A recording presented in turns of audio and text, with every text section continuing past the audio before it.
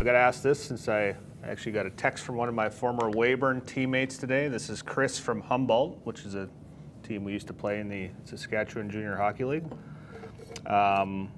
Nearly all the literature I read is surprisingly optimistic about the likelihood of a positive 3 vaccine trials being published in December. Given all the moving pieces and uncertain effects on both markets and economy, will you take additional risk management steps around these events? And I think this is an important question in the sense that people often try to game these theoretical events, right? Yep. And that, I think that's a mistake people often make. It's called macro tourism. And there's, somebody, I think maybe even you said this, but you could know exactly what the Fed's going to do before they do it and still get what the market's going to do wrong, right? Yeah. And I think that's the risk with all this. You think the market's going to react a certain way because a vaccine comes out, but you could be dead wrong on that. So. Now think about that a little differently. Yeah. I mean, in addition to that, that's a great thought by Jonesy in response. So again, we got,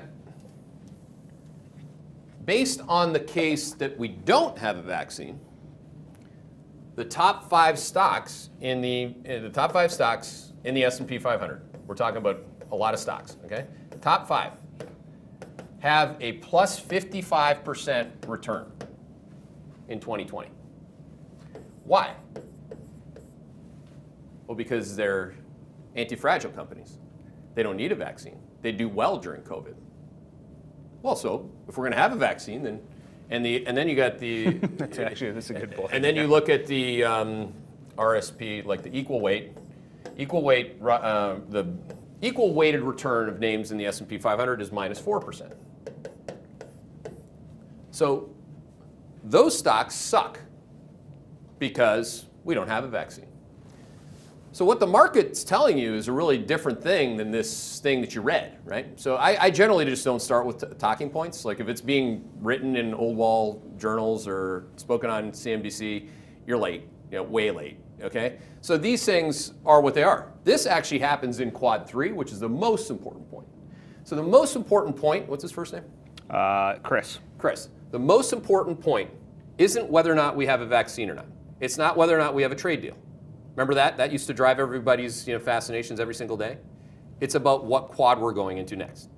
If we are in quad 3 with a vaccine, many people are going to get wiped out. Because you know what's going to happen? We're going to get a vaccine and the winners are going to start to lose. Some of them will, because they're vaccine, non-vaccine stocks. And the losers are going to still lose. A lot of people are trying to buy the value embedded in this basket because they're like, well, that's got to go down and this has got to go up. That's called relative value, which sucks, or it has sucked relative to me, because I'm next to utilities and smoking relative value people. I'm the greatest player in the history of that game too, right? So seriously, I mean that utilities and greatest player shit is bullshit, right? What I'm trying to say is that what happens when the winners go down and the losers keep going down? That's, I think, vaccine or no vaccine, is going to be answered by whether or not we're in a stagflating U.S. jobs recession with no profits at the corporate level. I think that that's the answer to the question. It's not trying to find that one thing. That's what the old wall does. That's what they're constantly pinging you on, constantly giving you talking points. So I want you, Chris, to broaden it, because I'm not going to change my answer because the question was asked a certain way. I think it's an important question, and I have an answer to it. I've spent over 20 years trying to think about risks that way. Think about risk fractally. It's a multi-factor, multi-duration ecosystem, lots of factors. Lots of things can affect it. And a lot of things may not matter relative to vaccines or not at X point in time anyway. Yeah, there's another side to this too. I had drinks a few weeks ago with a friend of ours who, maybe more friend of mine than yours, but who runs a large trading firm. And his view is that the market is completely pricing in a vaccine. Like that's why the market's up, because the vaccine is going to be here by December. So there's all these dynamics, right, that you don't, I think it's really hard to gauge, but you go back to what Keith said and you can quantify the risk and what will happen. If the market was fully priced, I disagree with that, by the way. Well, no, I'm not saying it's true. I'm saying no, but everyone has a view. Yeah, that's right? his interpretation. If that was true, you wouldn't be making so much money on your short cruise lines yesterday, your short hotel stocks, your short airline stocks. So again, that's actually the value trade.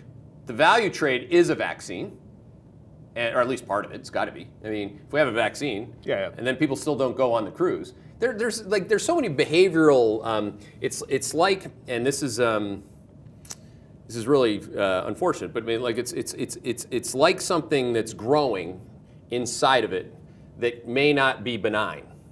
Okay, and people generally they just look at the outside of it, and I think Jim Chanos did a very good job explaining this on a real conversation with me when he talked about the onion. Yeah.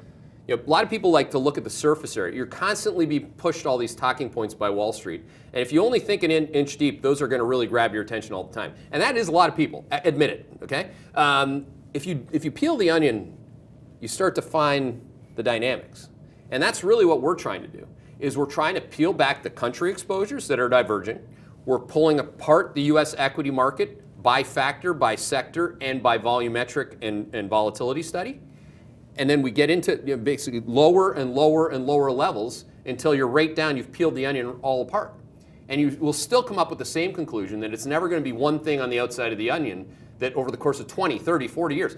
By the time I'm done with all these rants, I've done this for 30 years. Like that's a lot of time to not do. And a lot of the things that, I'm not trying to poo-poo it, I used to do it. I used to work for people that did it. And then I'd leave them and then I'd do it a little bit better and figure out something else from them. So again, just try to open your mind to it. It's hard, it's a lot of work, and it really challenges your premise because you as human beings always believe that you probably think about it the right way.